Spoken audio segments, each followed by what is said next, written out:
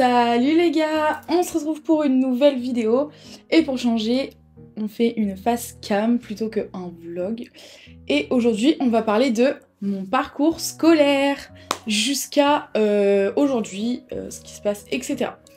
Du coup bien sûr tout est noté devant moi et du coup bon, je vais pas genre lire et tout, je vais un peu vous raconter, expliquer, etc.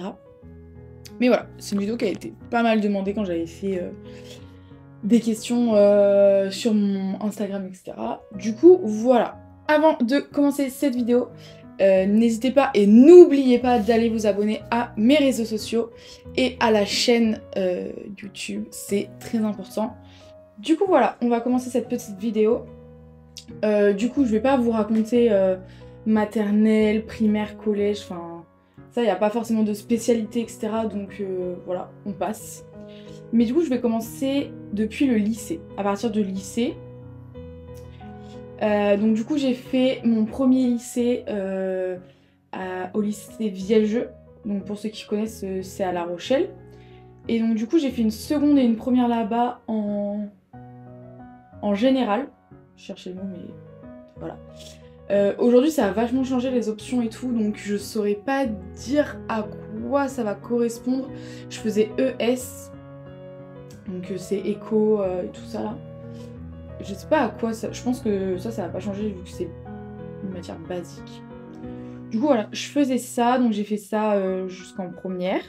Mais du coup, il s'avère que j'étais en échec scolaire. Du coup, voilà. Et en fait, c'était un lycée, en fait, ça se passe pas bien parce que... en fait, c'était un lycée trop libre. On faisait ce qu'on voulait, on n'était pas du tout suivis. On sortait comme on voulait, etc. Donc, c'était un peu compliqué pour moi. Franchement, c'était très très dur. Du coup, voilà. Et donc, vu que j'étais en échec scolaire, je pars pour changer de filière.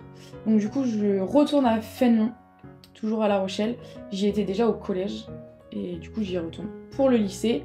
Et donc du coup je dois redoubler parce que je change complètement de filière. Vous savez, il y a général, technologique et professionnel. Du coup j'étais en général et là je passe en technologique. Donc vu qu'on change, on est obligé de redoubler et je fais un bac ST2S. Donc c'était santé sanitaire et sociale, qui était très très bien, franchement c'était cool. Et en plus, c'était grave mieux pour moi, parce que c'était vraiment un lycée strict, les profs ils étaient vraiment là pour toi, alors qu'à Vielle-Jeu c'était vraiment volatile. Je pouvais pas faire comme je voulais, parce que ma mère travaille à Fénelon, donc j'étais la fille d'eux en fait. Donc du coup tous les profs savaient qui j'étais, moi je savais qui était qui, donc je pouvais pas sécher comme je voulais. Alors que à Vielle-Jeu, voilà quoi. Du coup voilà, donc franchement ça s'est très bien passé. Et donc du coup je ressors de ce lycée avec le bac et avec une mention en plus, un bac ST2S, mention assez bien. Pas mal, sympa. Mais faut savoir que moi j'ai pas passé le bac. Parce que du coup c'était l'année avec le Covid, donc du coup j'ai passé le bac à distance. C'est pour ça que j'ai eu une petite mention, sinon je pense que je ne l'aurais pas eu. Mais bon, on ne saura jamais. Mais du coup voilà, parce que du coup passer le bac à distance, ça voulait dire en fait on était noté sur si on était présent au visio, si on rendait les travaux à l'heure. Donc c'était un peu du micmac, mais bon.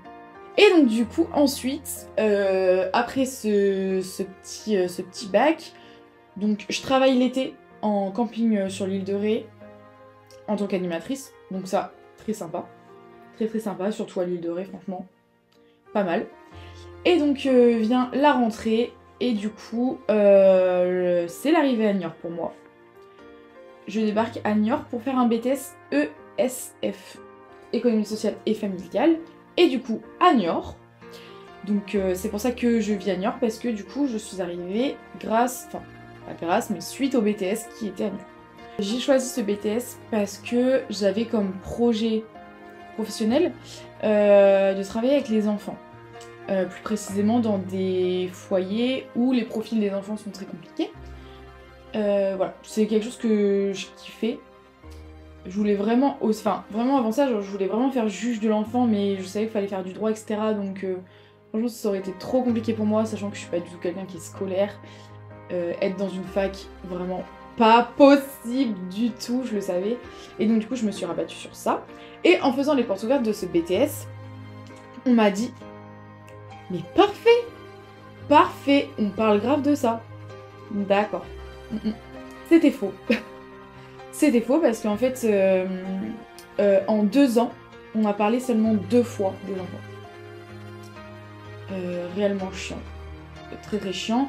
On parlait en fait que des personnes handicapées, des familles monoparentales, des personnes âgées, mais pas mon domaine quoi.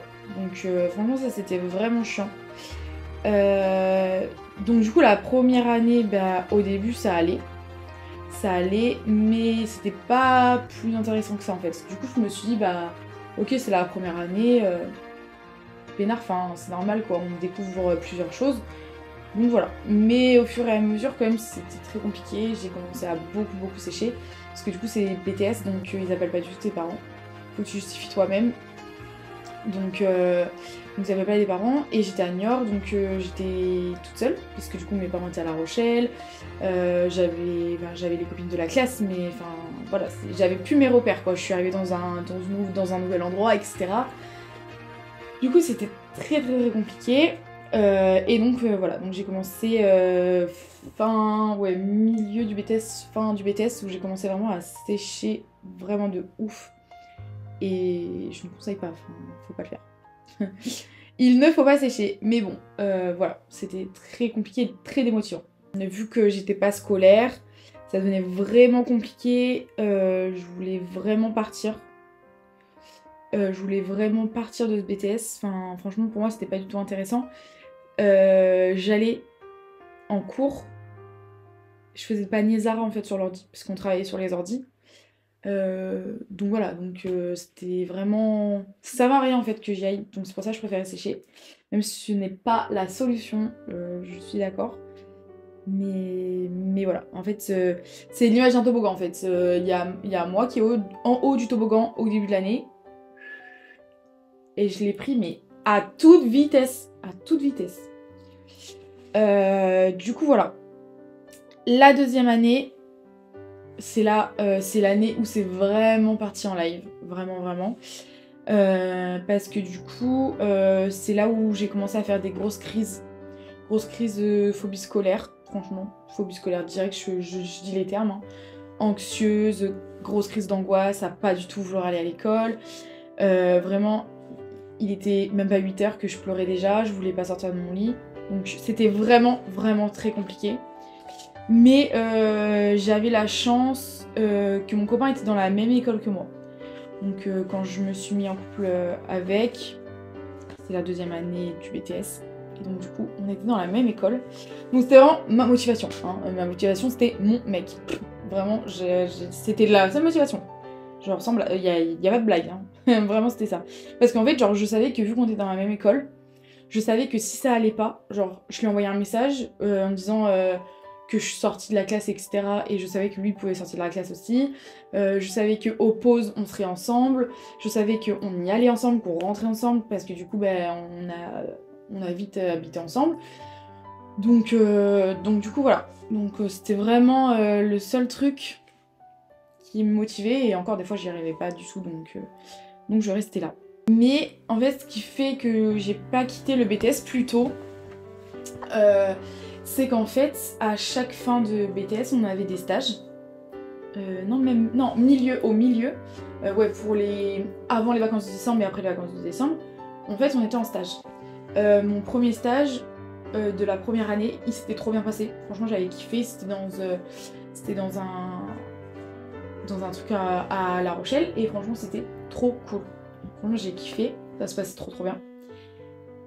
Et la deuxième année, j'ai fait dans un EHPAD en tant qu'animatrice et tout. Et en fait, le truc, c'est que sur le terrain, bah, genre, j'étais trop bien, enfin, ça se passait trop bien. Mes maîtres de stage et tout, ils étaient trop contents de moi, etc. Je faisais des trucs trop cool.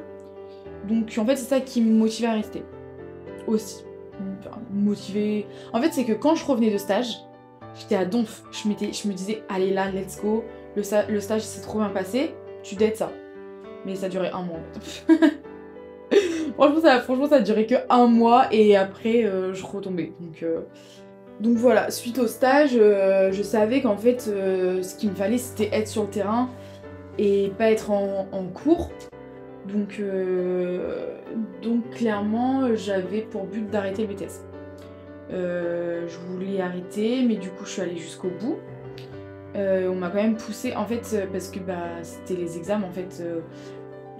Les examens étaient dans 2 mois, je venais déjà de faire plus de 1 an et demi. Ça servait à rien d'arrêter en fait. Autant aller jusqu'aux examens et pourquoi pas les avoir, plutôt que arrêter et être sûr de pas les avoir. Du coup donc je vais jusqu'au bout du BTS et en fait moi je voulais vraiment pas passer les examens. Genre là je me répète et tout mais vraiment je ne voulais pas les passer. Parce que c'est bon, je ne voulais pas. Mais la seule raison qui ont fait que j'ai passé ces examens, c'est mes parents. Donc coucou, parce que je sais que vous allez regarder la vidéo, surtout ce sujet.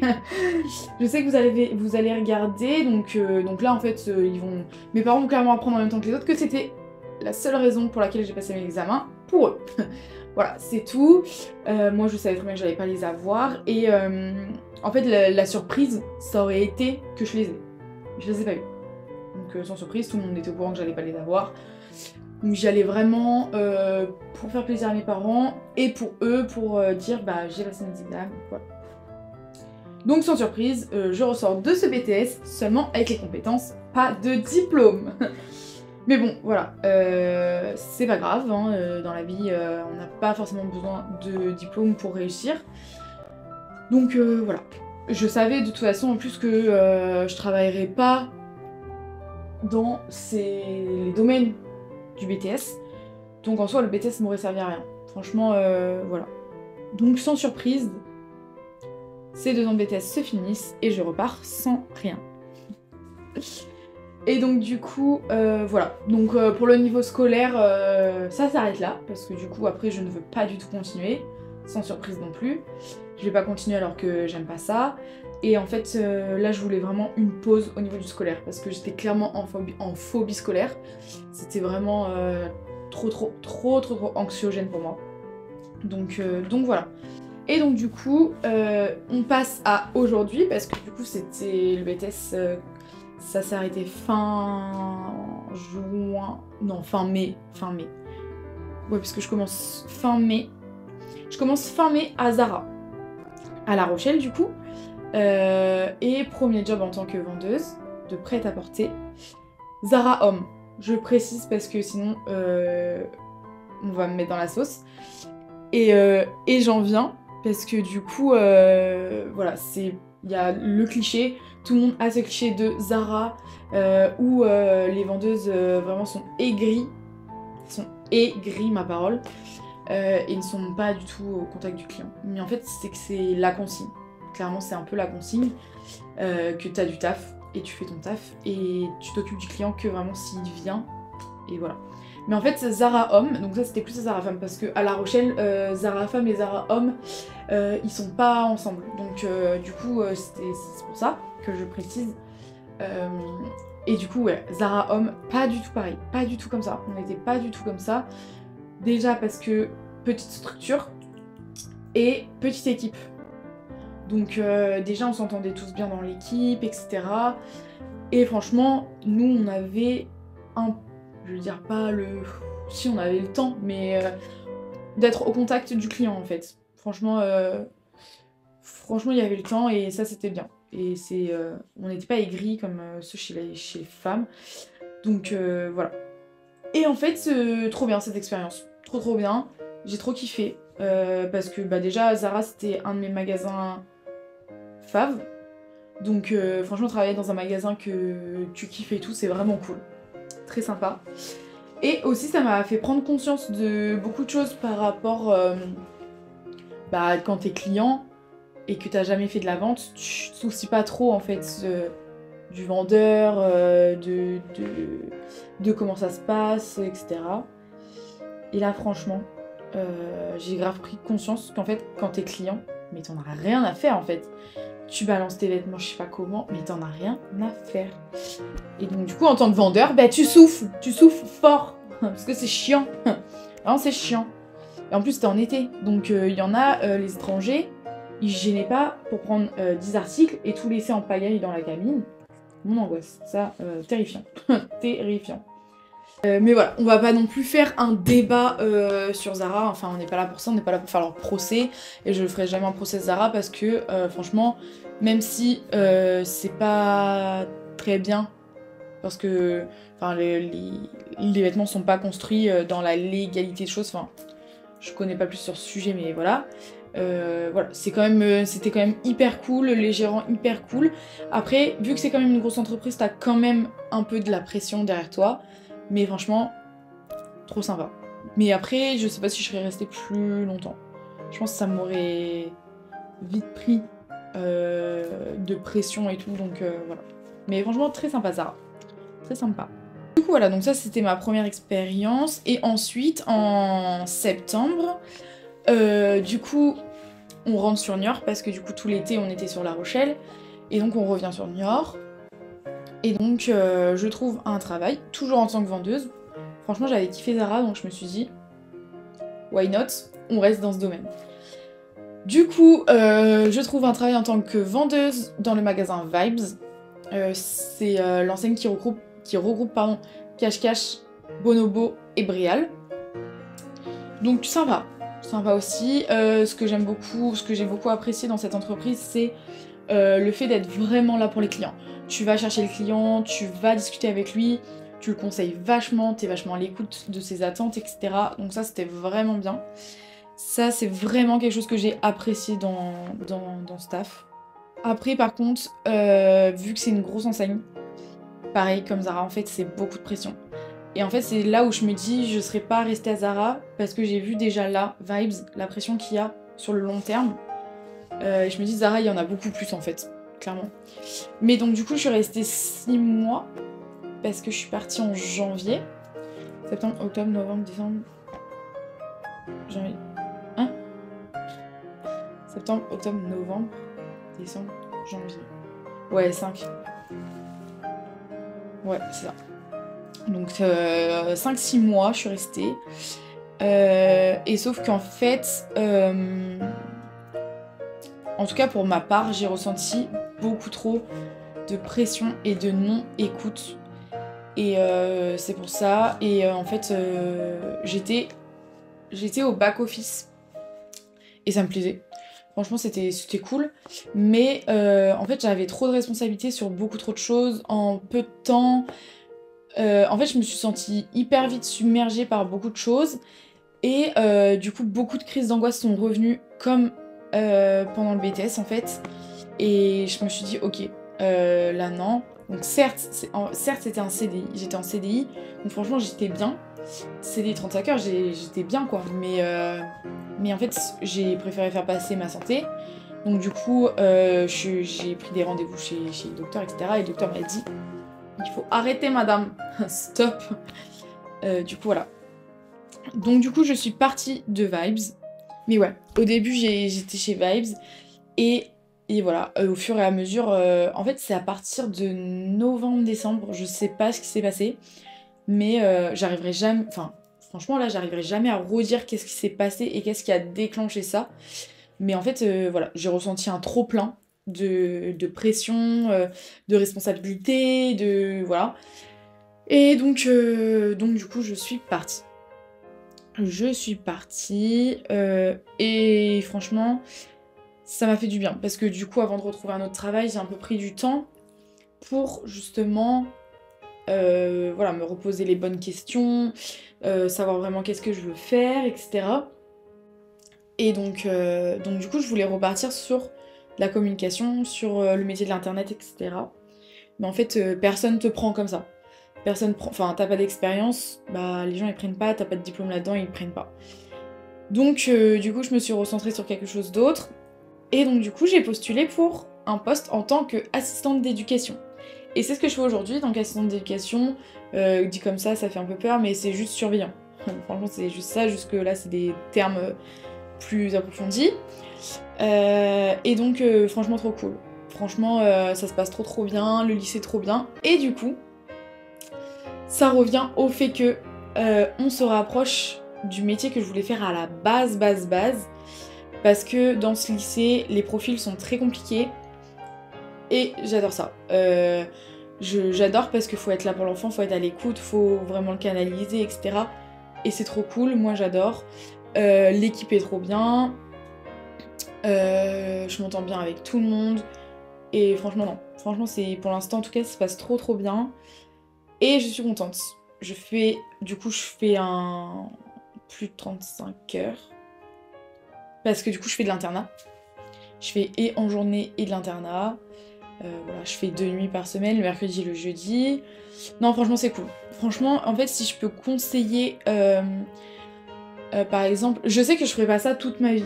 Mais en fait, pour le moment, et ben ça me correspond.